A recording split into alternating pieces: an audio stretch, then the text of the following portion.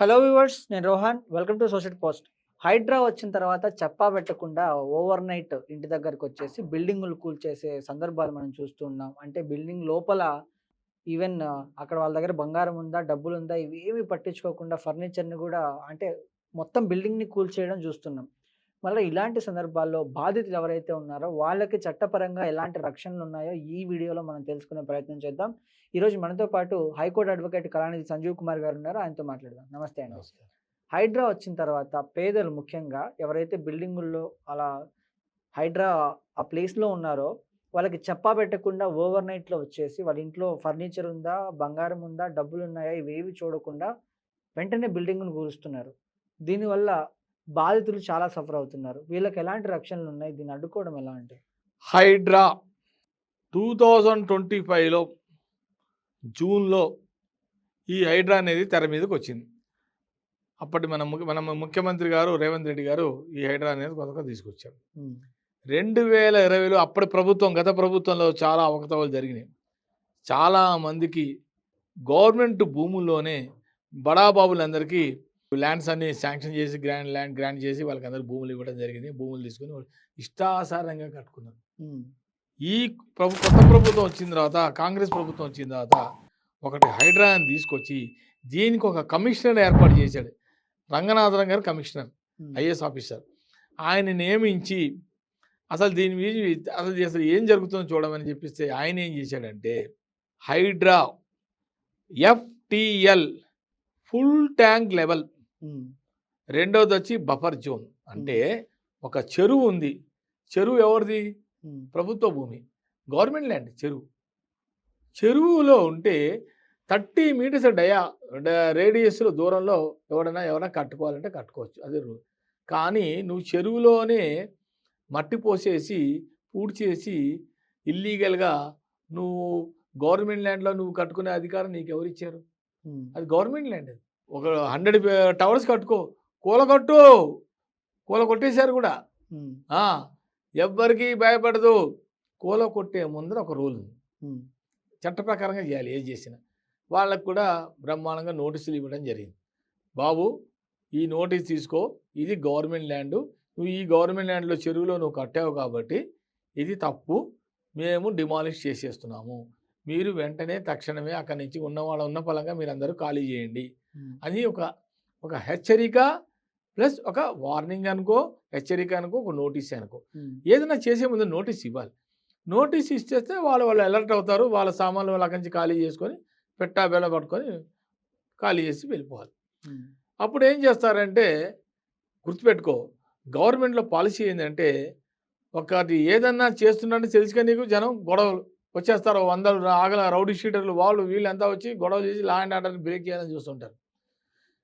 తెలివిగా ఈ హైడ్రాకి కమిషనర్ రంగనాథ్ గారికి ఆయన ఏం చేస్తారంటే పోలీసులు తీసుకెళ్తాడు. హ్మ్. పోలీస్ ప్రొటెక్షన్ చాలా అవసరం. కూల కొట్టేటప్పుడు జేసీబీ తీసుకొని వెళ్తారు. పెద్ద పెద్ద జేసీబీలు పైన అపార్ట్మెంట్లు ఎన్ని కూలగొట్టారు వాళ్ళు. హ్మ్. ఈ రోజు కూడా ఇంకా డైలీ కూలగొడుతూనే ఉన్నారు. హ్మ్. మెయిన్ గచ్చిబౌలి, కోకాపేట్, అక్కడ అన్ని కొన్ని వేల కోట్ల భూములు, lands, costly lands, government lands. వాళ్ళకేం పని పాట లేదా? ఊరికే వచ్చి నీ ప్రైవేట్ ల్యాండ్లో వచ్చి కూలగొట్టడం వాళ్ళకి పని పాట లేదా? వాళ్ళు ఎందుకు కూలగొడతారు? కబ్జా, ఎంక్రోచ్మెంట్, వాటిలో కనుక ప్రభుత్వ భూమిలో తీసుకున్న అర్హత నీకెవరు ఇచ్చాడు? ప్రభుత్వ భూమిలో కట్టమని నీకెవడు చెప్పాడు? ప్రభుత్వ భూమిలో ఏమీ లేకుండా ఎటువంటి ఆధారాలు ఎవిడెన్స్ లేకుండా ఎలా కడతావు? అనుమతి లేకుండా. పోనీ నీకేమైనా గవర్నమెంట్ ఏమైనా డాక్యుమెంట్ ఇచ్చిందా? నీకేమైనా పట్టా భూమి అసైన్మెంట్ నీకేమైనా ఇచ్చిందా? నువ్వు కట్టుకో, నువ్వు ఉంచుకో అని చెప్పి నీకేమైనా డాక్యుమెంట్స్ నీకేమైనా ఇచ్చిందా? No documents, nothing. ఒక్కొక్కడు బిల్డర్స్ బడాబాబులు కట్టేయడం, దోచుకోవడం, కట్టేయడం. వాళ్ళు మళ్ళీ అక్కడ ఏరియాలో లేరు, పారిపోయారు. ఇప్పుడు పాయింట్కి వచ్చావు. విక్టిమ్స్ సఫర్ అయ్యేది ఎవరు? బాధితులు. బాధితులకి తెలుసుకోవాల్సిన విషయం ఏంటంటే దయచేసి చాలాసార్లు చెప్పే వీడియోలో చెరువుల దగ్గర కొనకండి, బఫర్ జోన్ దగ్గర వెళ్ళకండి, కొనే ముందర 10 మందిని పరిశీలించండి, పక్క వాళ్ళని అడగండి. ఇది ల్యాండ్ రెవెన్యూ చెరువు కింద వచ్చిందా, మామూలు బఫర్ జోన్ కాకుండా ఉన్నదా తెలుసుకోవాల్సిన బాధ్యత మీదే. మీరు ఎలాగో మీరు కొంటున్నప్పుడు పక్క వాళ్ళని అడగరా? తెలుసుకోరా? అదొక పాయింట్. రెండోది, సబ్ రిజిస్టర్ ఆఫీస్కి వెళ్ళండి.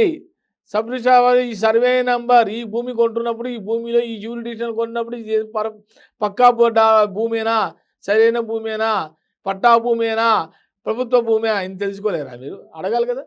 అన్నీ అడిగి సక్రమంగా చేసుకొని అప్పుడు భూమి కొనాలి. అని ఏడ్చేసి గోడలు పాల్గొట్టి దాన్ని నెత్తి పెట్టుకు మీడియా మీదకి వచ్చేస్తే కుదరదు. నువ్వు మీడియా దగ్గరకు వచ్చి ఏడ్చినా ఏం కుదరదు. ఏడ్చే ముందర నువ్వు ఫస్ట్ జాగ్రత్త పడాలి. నువ్వు కొన్ని లక్షలు అప్పులు చేసి కొంటావు. నాకు బాధగా ఉంటుంది మనకు కూడా. అరే పాపం ఆయన భూమి పోయింది, ఆయన ల్యాండ్ కూలగొట్టారా, రోడ్డు మీద పడిపోయాడు, మనకి బాధ ఉంటుంది. కానీ బాధ ఉందని చెప్పి సింపతి కాకపోతే ప్రభుత్వము రోడ్డు మీద పడ్డ వాళ్ళకి కూడా వాళ్ళకి కొంచెం ఏదో కాంపెన్సేషన్ లాగా, అంటే నువ్వు అన్నది నాకు పేదవాళ్ళు అన్నచ్చావా, పర్సన్స్, పూర్ పర్సన్స్, వాళ్ళకి తెలియదు, అమాయకులు, వాళ్ళకి తెలియదు, పాపం ఏదో తెలియక కట్టుకున్నారు, ఏదో చేసుకున్నారు. అలాంటి వాళ్ళకి ప్రభుత్వం కూడా ముందుకు వచ్చి ఆదుకోవాలి.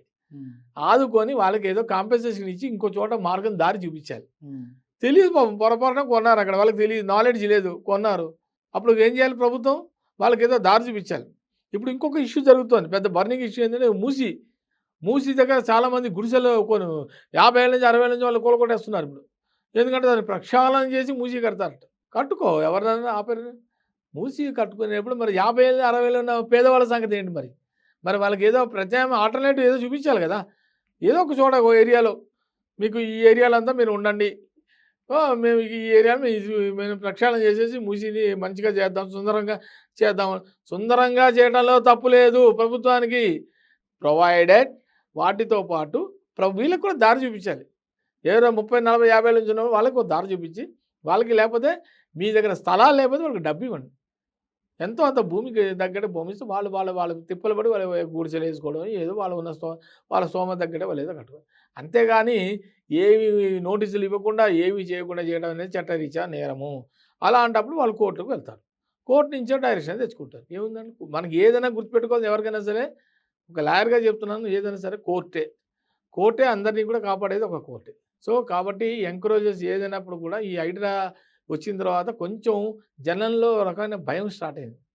ఎవరికి? ముఖ్యంగా బడా బాబులు, కాంట్రాక్టర్స్, పెద్ద పెద్ద కాంట్రాక్టర్స్ కట్టచ్చా కట్టకూడదా పర్మిషన్ తీసుకోవాలి. లేఅవుట్ తయారు చేసినా పర్మిషన్ తీసుకోవాలి, కూడా హెచ్ఎండిఏ పర్మిషన్ తీసుకోవాలి, రేరా అది గవర్నమెంట్ అథారిటీ పర్మిషన్ తీసుకోవాలి. ఏ పర్మిషన్ తీసుకోకుండా లేఅవుట్లు కొనకండి. లేఅవుట్ చూడండి, జనానికి చెప్తున్నా, పర్మిషన్ ఉంటేనే కొన. లేఅవుట్లో గవర్నమెంట్ అథారిటీ సంతకం ఉండాలి, టౌనింగ్ ప్లానింగ్ ఆఫీసర్ సంతకం ఉండాలి. అది ఉంటేనే, ప్రాపర్గా డాక్యుమెంట్ ఉంటేనే మీరు ప్రాపర్టీ కొనండి. లేకపోతే ఇలా హైడ్రా లాగా వచ్చేసి కూలగొట్టేస్తే తర్వాత మీరు ఏడ్చినా చేసినా ఎవరు ఏం చేయరు. సో దీన్నే అంటారు హైడ్రా. థ్యాంక్ యూ అండి, థ్యాంక్ యూ సో మచ్.